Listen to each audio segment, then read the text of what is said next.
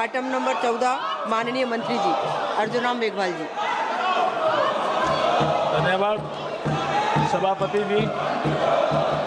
मैं आपके माध्यम से ये प्रस्ताव करता हूँ कि आज जो एक आइटम नंबर 14 में जो लेजिस्लेटिव बिजनेस में एक आइटम लगा हुआ है, the readjustment of the representation of schedule tribe in assembly constituency of state of Goa bill 2024 में, इसको पारित करने के लिए अनुरोध से पहले 1 मिनट बोलना चाहता हूँ कि इसमें पहले चर्चा हो चुकी है और करीब माननीय 14 सांसदों ने इसमें भाग लिया है और सभी दलों के लोग हैं।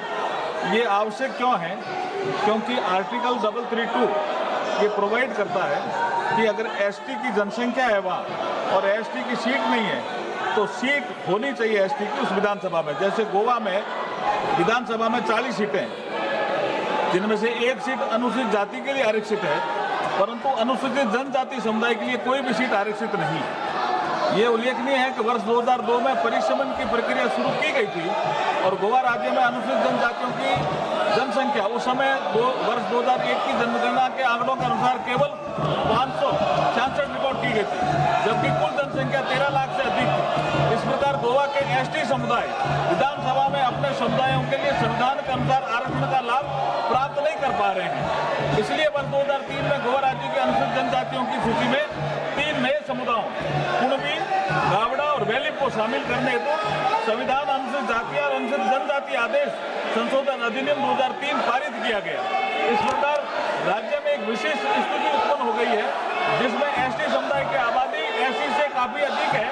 2011 की जनगणना के अनुसार गोवा राज्य की कुल 14,58,545 जनसंख्या में से एससी वर्ग की जनसंख्या 25,449 है, एसटी वर्ग की जनसंख्या 1,49,275 है। इस परिस्थिति में अनुसूचित जनजाति समुदाय के लोग विधानसभाओं में आरक्षण के संवैधानिक लाभ को प्राप्त करने में असमर्थ हैं।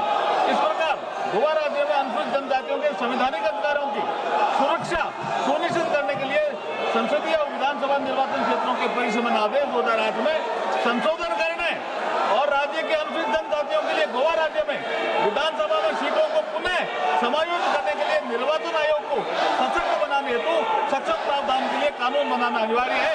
इसलिए मैं आपसे अनुरोध करता हूं कि इस बिल को पारित किया जाए। बहुत बहुत धन्यवाद।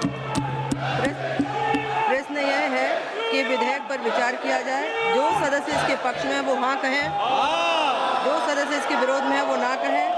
मेरे विचार में निर्णय हाँ वालों के पक्ष में हुआ, हाँ वालों के पक्ष में हुआ। विधेयक पर विचार करने हेतु प्रस्ताव को स्वीकृत किया गया।